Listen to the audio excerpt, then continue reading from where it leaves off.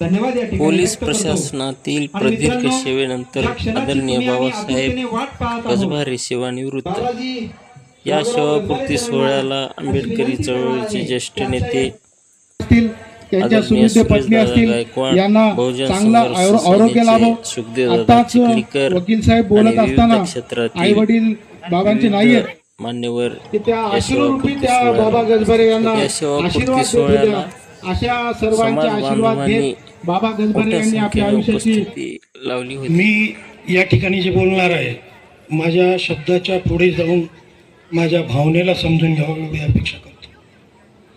मंचावर उपस्थित असलेले श्री मिटके साहेब, API आर्थिक गुन्हे शाखा नांदेड यांच्या कक्षामध्ये मला येतात. काय विषय काढला नेते बोलो सर असा विषय आहे, अहो तो विषय तिथं सॉल्व्ह होत नाही, इकडे जा. आणि या आपल्या मनोगतामध्ये त्यांचा कौटुंबिक असणारा आलेख, कौटुंबिक आलेखासह तेव्हा तुम्हा आम्हा सर्वांची अस्मितेचा हा जो प्रश्न निर्माण झाला होता, या प्रश्नासाठी अर्थ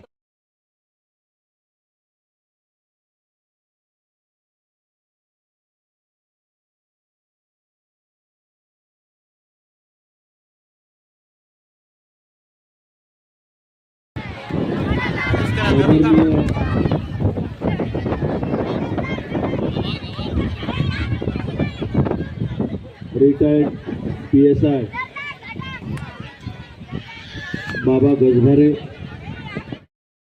नांदेडकर साहेब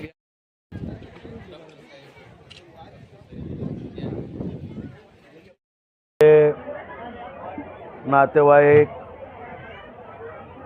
कौटुंबिक मित्र, धम्म बांधव बाबा गजभारे हे 37.5 वर्षाची पोलीस खात्यातील सेवा पूर्ण करून आज सेवानिवृत्त झालेले आहेत.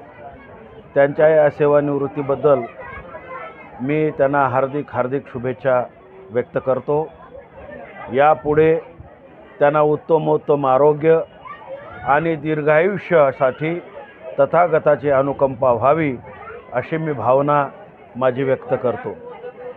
पोलीस खात्यासारख्या जटिल खात्यामध्ये 37.5 वर्षाची सेवा पूर्ण करणं आणि या 37.5 वर्षाच्या सेवेमध्ये एकाही प्रकारचा मेमो, एखादी नोटीस तर किंवा निलंबन त्यांचं न होता सेवा बजावणं, निष्कलंकपणे सेवा पूर्ण पार पाडणं हे आमच्या समाजासाठी एक आदर्श अशी घटना आहे असं म्हटलं तर वावगं ठरू नये. उच्च विद्याभूषित असूनही योग्य वेळी योग्य नोकरीची संधी नाही मिळाल्यामुळं बाबा गजभारे यांना पोलीस खात्यामध्ये पोलीस कर्मचारी म्हणून नोकरीची सुरुवात करावी लागली आणि सेवानिवृत्त होत असताना ते पोलीस अधिकारी म्हणून सेवानिवृत्त झाले. खरं तर या 37 वर्षाच्या काळामध्ये त्यांनी अत्यंत कठीण अशा पोलीस घटनांचा तपास केलेला आहे आणि त्यात केवळ तपास केला नाही तर घडलेल्या घटनांमध्ये आरोपींना शिक्षा झालीच पाहिजे आणि शिक्षा होण्यासाठी कशा प्रकारे कागदपत्र तयार करावी लागतात ती पूर्ण कागदपत्र तयार करण्यामध्ये हातखंड असलेला नांदेड जिल्ह्यातील पोलीस खात्यातील एकमेव नाव जर कोणतं असेल तर ते बाबा गजभारे यांचं नाव अभिमानाने घ्यावं लागेल अशा प्रकारचं हे नाव आहे.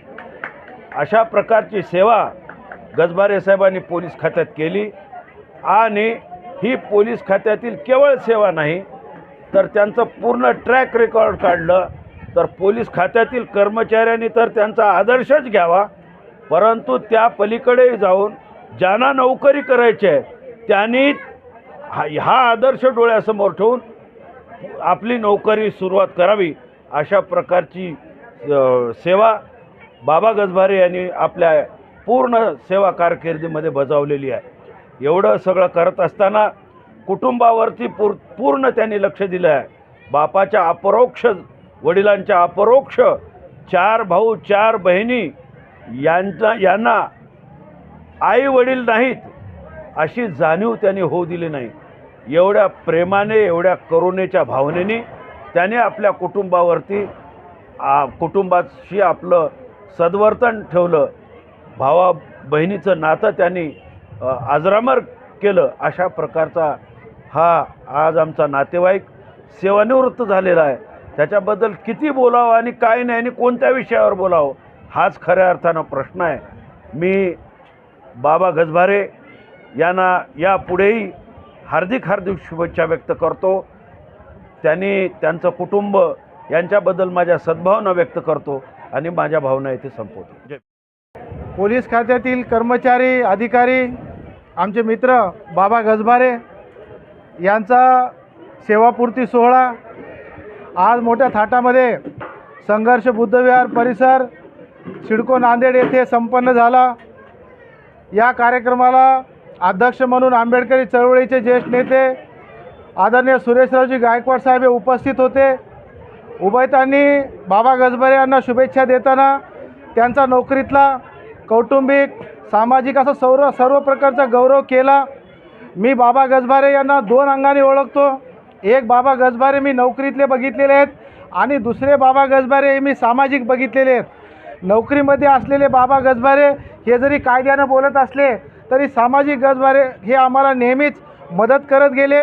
चळवळीच्या कामामध्ये नेहमी मला पोलीस स्टेशन असेल, SP ऑफिस असेल, या ठिकाणी विविध लोकांचे प्रश्न घेऊन गेल्याच्या नंतर एखादी घटना जर कुठली कळत नसेल तर एखाद्या लहान भावाप्रमाणे मला नेहमीच बाबा गजभारे यांनी मार्गदर्शन करून त्या ठिकाणी त्या माणसांना न्याय देण्याच्या संदर्भानं मदतीचा हात दिलेला आहे. असा कर्तव्यदक्ष सामाजिक आणि कर्तव्य तत्पर अधिकारी आज सेवानिवृत्त झाला. सेवानिवृत्त नव्हे तर त्यांनी पुन्हा एकदा नवीन कार्यक्षेत्रामध्ये पदार्पण केलेलं आहे. आत्ताच त्यांच्या भाषांनी खाजगीमध्ये बोलताना सांगितलं की बाबा गजभारे यांनी आता वकिलीची पण परीक्षा दिलेली आहे आणि त्यांच्या त्या दोन्ही अनुभवाचा येणाऱ्या काळामध्ये आंबेडकरी चळवळीला खूप मोठा फायदा होईल अशी माझी अपेक्षा आहे. आणि हे संघर्ष बुद्धविहार या ठिकाणी जे आपण पाहत आहोत खूप मोठं भव्य दिव्य या ठिकाणी विहाराची भविष्यामध्ये उभारणी होणार आहे. या उभारणीमध्ये सुद्धा बाबा गजभारे यांचा खूप मोठा हात आहे. मी माझ्या बहुजन संघर्ष सेनेच्या वतीने आणि माझ्या चिखलीकर कुटुंबाच्या वतीने बाबा गजभारे असतील, आमचे मित्र बबन गजभारे असतील यांना खूप खूप शुभेच्छा देतो. जय भीम.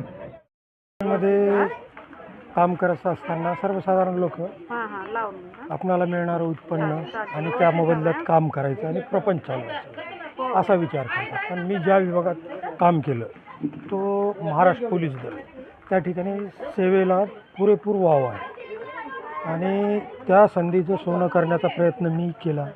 मी माझ्या पदाने, माझ्या वेळेनुसार, माझ्या क्षमतेनुसार समाजाला जे देता येईल ते दिलं आणि पोलीस खात्यामुळं जो मला मान सन्मान मिळाला तो माझ्या अपेक्षेपेक्षा खूप मोठा आहे. माझी वैयक्तिक कौटुंबिक माहिती याविषयी बोलायचं झालं तर बालपणी वडील गेल्याच्यानंतर आई मोंड्यामध्ये झाडू लोक काम करायचे, लहान भाऊ पण काम करायचा आणि मी अभ्यासात हुशार असल्या हा शिकायला हुशार म्हणून माझा लाड असायचा. अक्षरशः खायला नसायचं पण आहे त्याच्यामध्ये सगळ्यात वाटा माझा जास्त असायचा आणि अत्यंत दारिद्र्यामध्ये बालपण गेलं पण लाडात होतं. अशा अवस्थेमध्ये मी माझा परिवार घेऊन पुढं आलो आणि शिक्षणातील प्रगती पाहिल्याच्यानंतर बऱ्याच लोकांनी सहकार्य केलं आणि पुढं मी पार्ट टाईम जॉब करून ग्रॅज्युएशन केलं, पोस्ट ग्रॅज्युएशन केलं. त्या दरम्यान पोलीस खात्यात नोकरी लागली.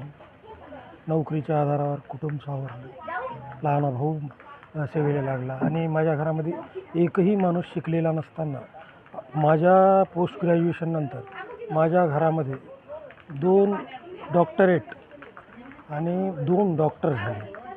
प्लस बहिणीची मुलं एक पुण्यासारख्या ठिकाणी MD डॉक्टर आहे, भाचा एक मुंबई हायकोर्टामध्ये ॲडव्होकेट आहे, सुप्रीम कोर्टातसुद्धा प्रॅक्टिस करते. या ठिकाणापर्यंत हा गाडा आम्ही ओढलेला आहे. मला माझ्या मते माझ्याकडून हाच संदेश राहील, परिस्थिती वाईट असो किंवा चांगली असो, परिस्थितीचं कारण पुढं करून आपली प्रगती कधी थांबवू नये.